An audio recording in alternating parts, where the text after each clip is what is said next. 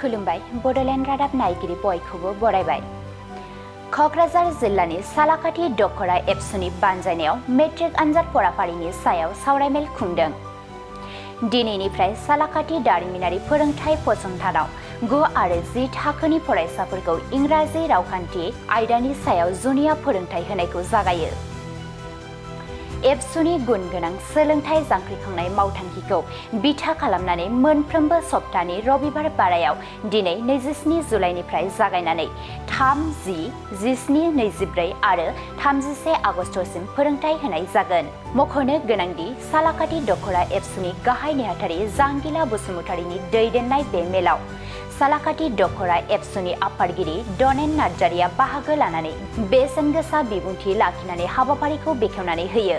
बेजों लोगोसेनो बे हाबाफारियाव सालाकाथि दख'र एबसुनि लोगो आफादगिरि खोमथा नार्जारि आरो लोगो गाहाय नेहाथारि सानखां औवारिजों लोगोसे दख'र आफादनि बिबानगिरिफोराबो बाहागो लायो। बेनि अनगायैबो नादांगिरि दालाइ एबसु आरो सामफुर दालाइ एबसुनि बिबानगिरिफोराबो बाहागो लायो। इंराजि रावखान्थि आयदानि सायाव फोरोंगिरि महरै सालाकाथि दख'र एबसुनि सोलोंथाय नेहाथारि हादरश्री ब्रह्म आरो सामफुर दालाइसा एबसुनि सोलोंथाय नेहाथारि ममता रानी बर'आ बाहागो लायो। सालाकाथि ओनसोलनि गुबुन गुबुन फरायसालिनि फरायसाफोराबो बे हाबाफारियाव मैखोमै बाहागो लादों। सालाकाथि दख'र दुलाराय बर' फरायसा आफादा गोलोम बोथोरनि बेसेन नाङै फोरोंथाय मावबादाखौ फोजोबखांनायनि उनाव फरायसाफोरनि मोनसे बिथांमोननि जितु उइकनेस, बिथांमोननि माखासे खमि थाबावनाय, बेखौ जोङो संदाननानै जोङो मोनसे सेमिनार अर्थात माने सावरायमेल हाबाफारि लानाय जादों आरो बियो गासै 6टा कनजिकिउटिभ सानडे दिनैनिफ्राय लानानै जोङो बे हाबाफारिखौ बानजायदों नैबे सालाकाथिनि ITI मोनसे नब्लाङाव।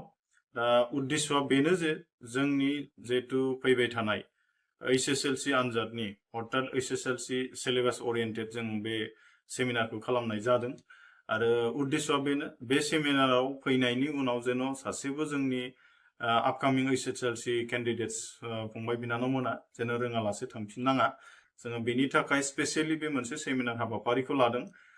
बेवहाय जोंनि गासै एक्सपार्टफ्रा बेवहाय प्रेजेन्टेसन होदों, लोगोसेनो बेवहाय जोंनि फरायसाफ्रा बेसेबां गावनि एक्सपिरियेन्स जाखो दिनैनि सेमिनारनि गेजेरजों, बेसेबां नलेज गेइन खालामनो हाखो, बेखौ आरो आल्टिमेट गावनि फ्रेन्ड सार्केलनि गेजेराव बिथांमोना शेयार खालामफिनलायनाय आरो बेजोंनो गावजों गाव मोनसे ग्रुप डिस्कासननि गेजेरजों रोङिखौ रोंलायनायनि मोनसे परिबेसखौ जों बे थारिखआव क्रिएट खालामदों।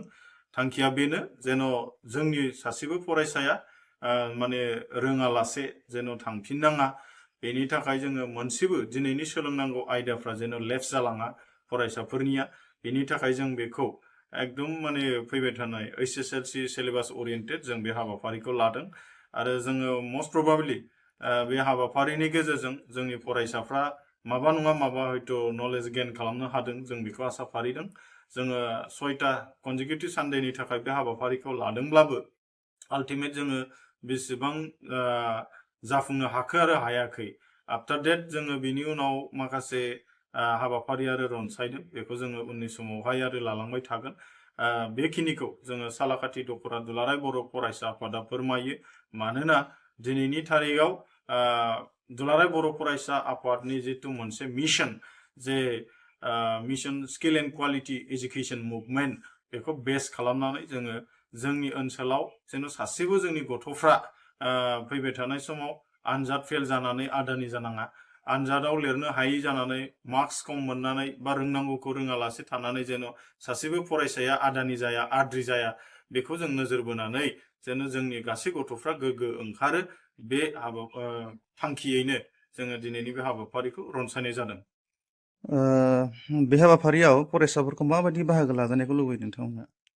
जोङो फरायसाफोरखौथ' बाहागो लाजानायखौथ' जोङो आल्टिमेट लुगैदों आरो बेवहाय जोङो मोनसे जिहेतु स्पेसियेल मोनसे सेमिनार, जेरावनाखि दिनै जाखौ सोलोंबाय बेखौ जों नेक्स्टनि थाखाय जों सोलोंफिननाय जानाय नङा। बेखायनो सोरबा फरायसाया जुदि बेखौ टाइम पास जुदि सानना लायो, जों बेखौ आरो मालाबाबो माने एक्सेप्ट खालामनाय नङा। जोङो दिनैनिफ्राय जाय गथ'फ्रा सिरियास स्टुडेन्ट, बिथांमोना अलरेडि दिनै प्रेजेन्ट जादों। मोर देन जोंनाव 30सो स्टुडेन्टसफ्रा जोंनाव दिनै बाहागो लादों। आरो जों खावलायदों बिथांमोना बे सेमिनार जिहेतु जों जा थारिखसिम लादों बेवहाय बाहागो लागोन जों बेखौ आसा फारिदों आरो जोङो बेनि गेजेरजोंनो जोंनि थांखिया बेनो जे जोङो माने थांनाय नैबे 2025आव जोंनि जिखुनु पास डिभिजन मेट्रिक पास जानायनि हार बे जोबोद खम जादों बेखायनो फैबाय थानाय 2026आव जेन' मोजांथार मोनसे फरायसाफ्रा रिजाल्ट खालामनो हायो आरो बेवहाय माबा मोनसे कमिनि थाखाय जेन' फेल जानाङा बा पास डिभिजन जानांगौआ जानाङा मार्क्सआ खम मोननाङा जाहाथे बे जाया जोङो बे थांखिखौ लानानैनो मुभमेन्ट हिसाबै दिनैनि सोलोंथाइ बिथिङाव खामानि मावबाय थानाय जादों।